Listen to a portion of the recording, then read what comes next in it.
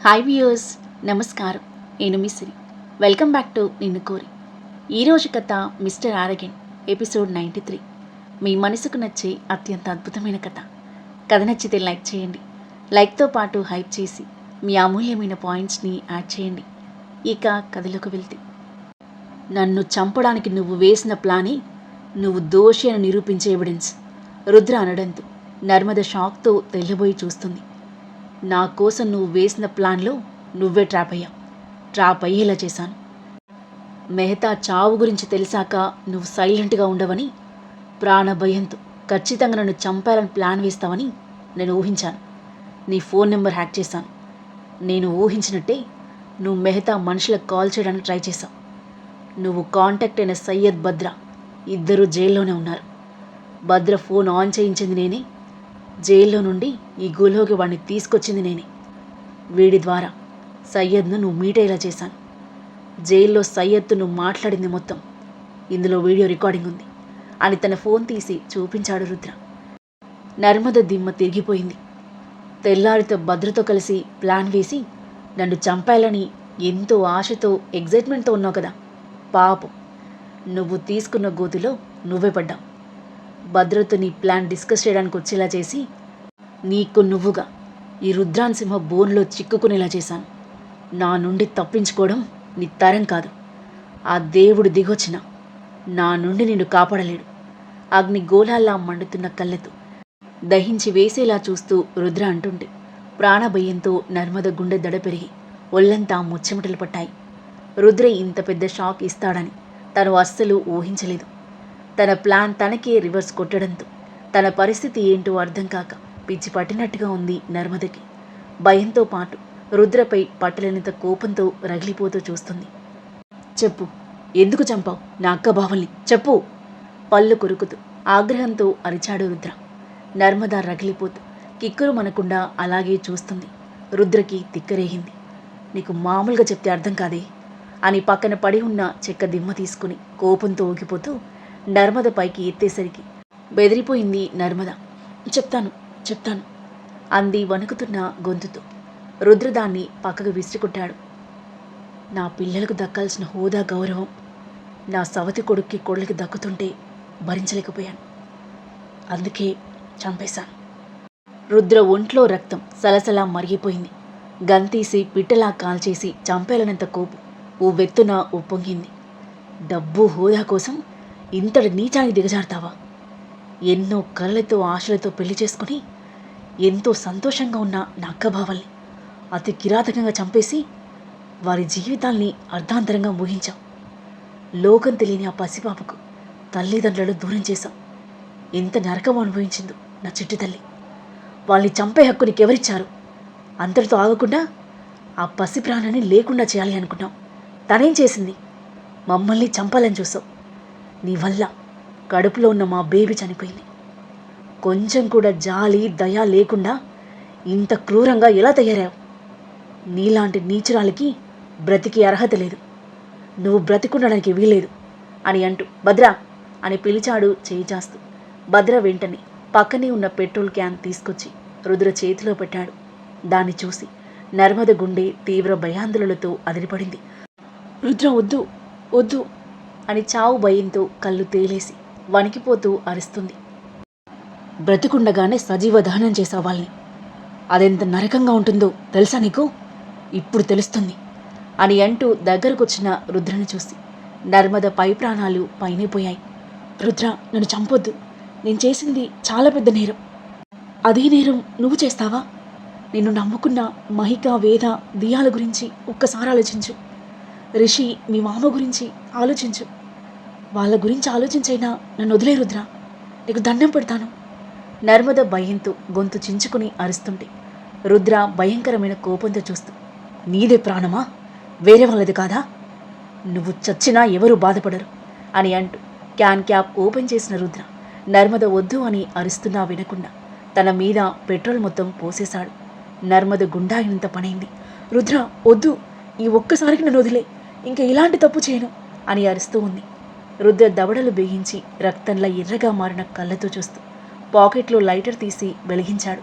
రుద్ర, వద్దు వద్దు అతని చేతిలో మండుతున్న లైటర్ వైపు, అంతకంటే ఎక్కువగా మండుతున్న రుద్ర మొహం వైపు మార్చి మార్చి బెదురు కళ్ళతో చూస్తూ అరుస్తూ ఉన్న నర్మద రుద్ర లైటర్ను ఆమె మీద విసిరేయడానికి చెయ్యెత్తగానే వద్దు అని దిక్కులు పిక్కటిల్లేలా భీకరంగా అరుస్తూ కళ్ళు మూసుకుంది. మరుక్షణం తన దేహంపై లైటర్ పడలేదని రియలైజ్ అవుతూ కళ్ళు తెరిచి రుద్ర వైపు చూసింది, గజగజ వణికిపోతూ. లైటర్ రుద్ర చేతిలోనే ఉంది. క్షణం పట్టదు నిన్ను నామరూపాలు లేకుండా చేయడానికి, కానీ నువ్వు క్షణంలో చావడం నాకు ఇష్టం లేదు. క్షణం ఎందుకు బ్రతుకున్నానా అని కుమిలి కుమిలి చావాలి అని అంటూ మామా రిషి అని కేకేయడంతో నర్మద షాక్ అవుతూ చుట్టూ చూసింది. తన వెనకాల ఉన్న గుహ దారిలో కూర్చొని అప్పటిదాకా నర్మద నిజస్వరూపం కల్లారా చూసి తీవ్ర దిగ్భ్రాంతికి లోనైన రాంప్రతాప్, రిషి, ప్రీతి, రక్ష నర్మద ఎదురుగా వచ్చి నిలబడ్డారు. ఆమెను అసహ్యం ఆగ్రహం నిండిన కళ్ళతో చూస్తూ. వాళ్ళ చూపులకి సగం చచ్చిపోయింది నర్మద.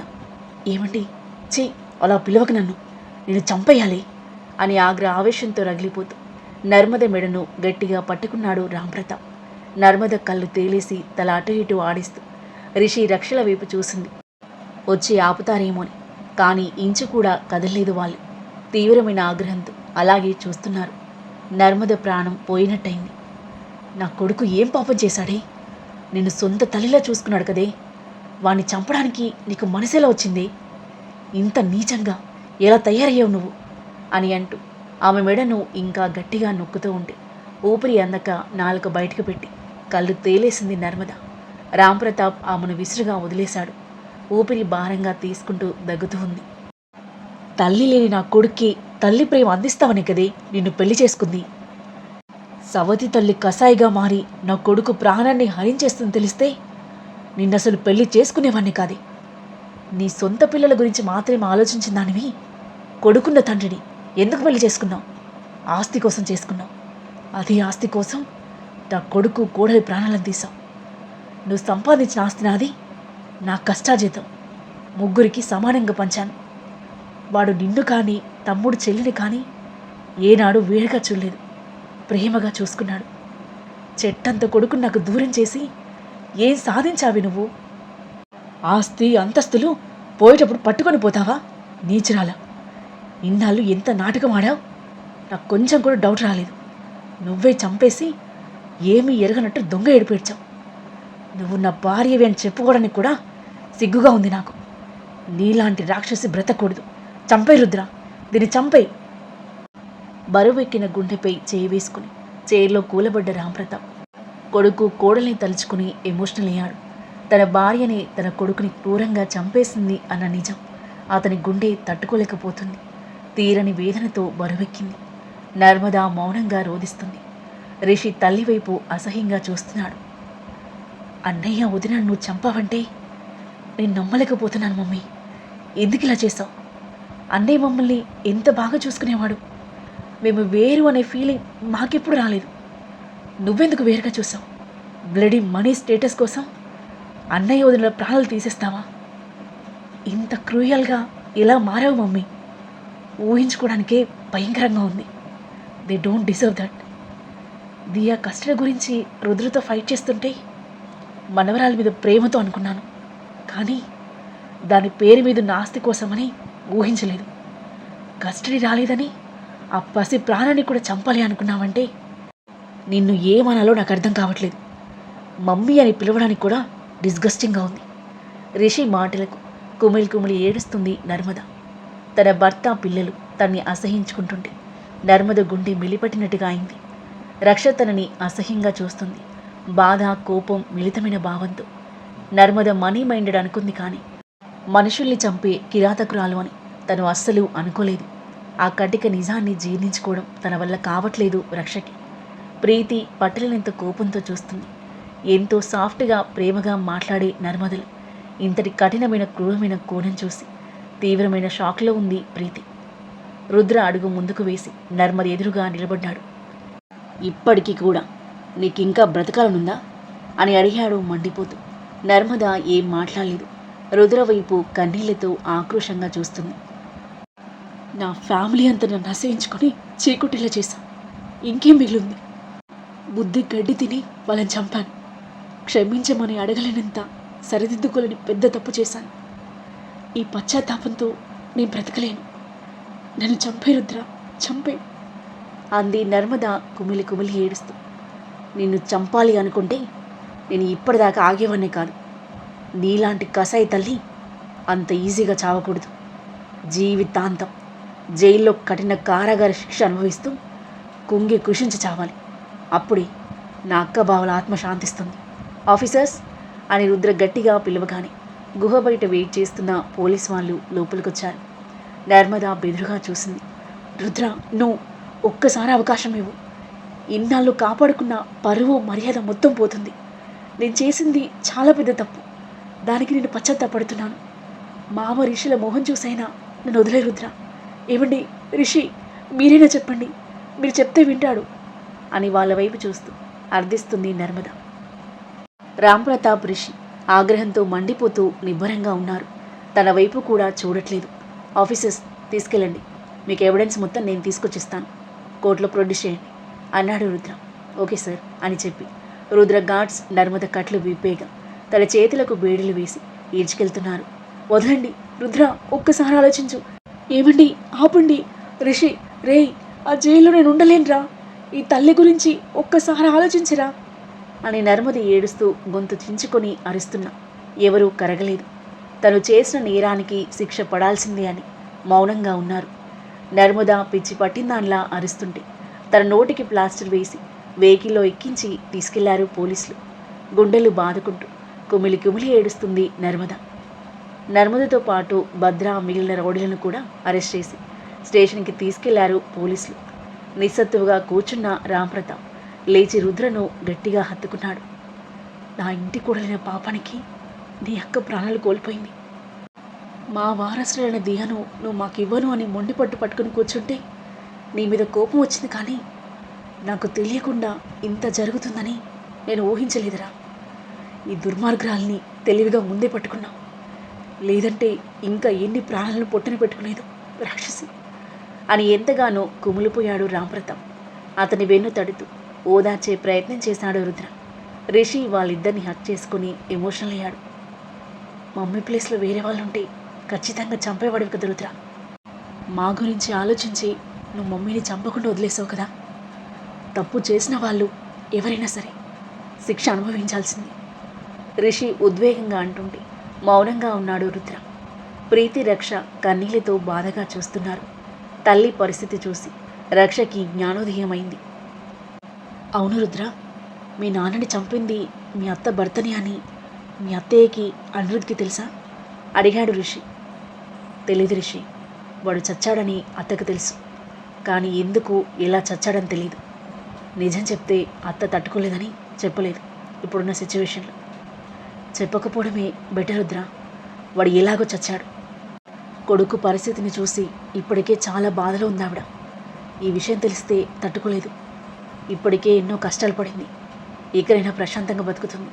మేమెవ్వరం ఏమీ చెప్పం అని అంటూ రాంప్రతాప్ అందరి వైపు చూడగా అందరూ ఓకే అన్నట్టుగా తలాడించారు, రక్షతో సహా.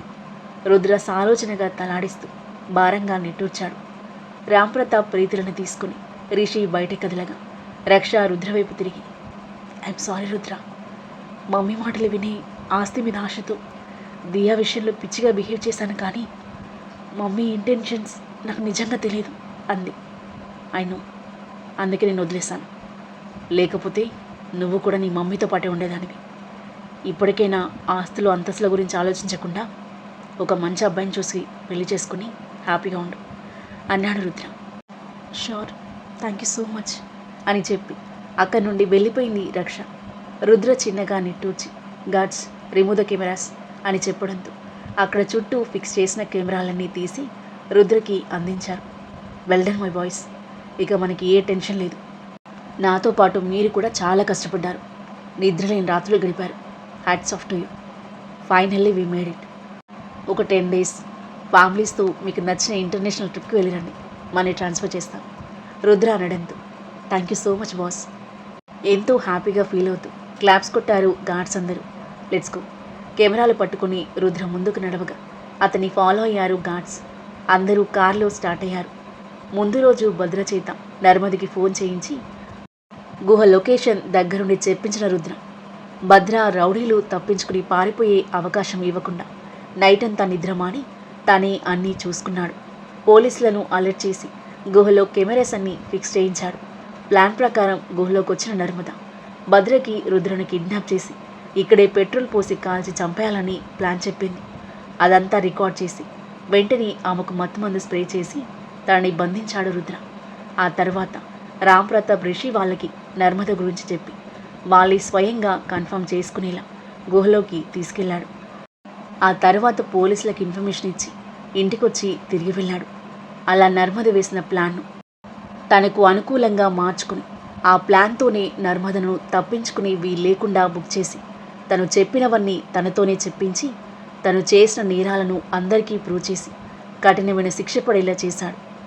2.5 ఏళ్లకు పైగా గుండెల్లో బగ్గుమంటున్న ప్రతీకార జ్వాలలు చివరికి ఈరోజు చల్లారాయి.